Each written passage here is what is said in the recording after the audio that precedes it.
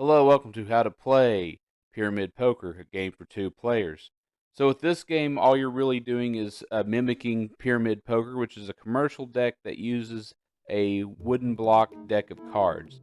And that's all you really need is some cards, not necessarily wooden, but actual cards, and some notebook paper to write down some notes as far as where you're placing your cards. Now, however many jokers your deck has, go ahead and put all of them. Make sure they have the same back. Basically, if it looks like it's a card that belongs in the deck, it's a joker. Put it in. Go ahead and shuffle it up really good and then spread it out face down so that nobody can see what card's being picked. And each player is going to be picking 15 cards each to put into their stack of cards. They are not allowed to look at them, so keep them face down. No cheating here. And what they're going to be doing is taking any card from that deck, looking at it, and immediately placing it down. If you're the first player, you're placing the pyramid towards you. If you're the second player, it's going away from you. And this is somewhat what your pyramid's going to be built like. So once two cards have been laid down, a card can be placed on top of it. Basically, you have to have two cards supporting it. So your first line of the pyramid is going to be 8 cards wide. From there, it goes 7 cards, 6 cards. Now, you're not going to build a perfect pyramid because you only have 30 cards. So your pyramid shape is going to vary from game to game. So now each time you look at your card and place it, you're going to want to write what card you placed and where. So later you can form a plan of how you're going to get your cards, because once this pyramid is built, we are going to be taking it down one card at a time in turns. So knowing where your cards are is important. Your opponent's cards can be taken by you, but the thing is, you don't know what they are because you didn't get to see them. And because of that, you're not going to know what they are. It is a risk to do that. So we're going to have 3 hands for each player. The players are going to take cards down. Now, they can only take cards that are freely standing. If they have a card above them that they're supporting, that card basically cannot be taken down.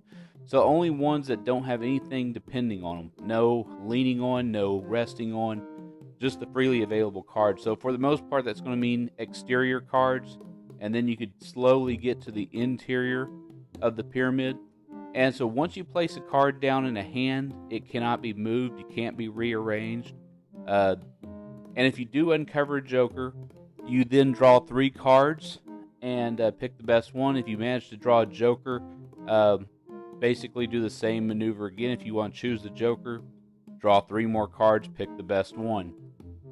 And so the poker hierarchy, that's pretty much common knowledge. I'm not going to share it here because all you have to do is Google it and you'll know which melds are worth the most and what those melds constitute.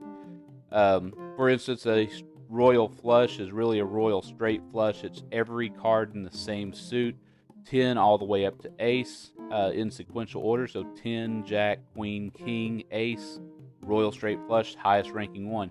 If you bought a Maverick deck of cards, there's usually a Poker Melds card in those decks. Those are the cheapest decks available in the United States. So if you don't know what the Poker Meld hierarchy is, just Google it. And if you can't find it there, your Maverick card deck should have it.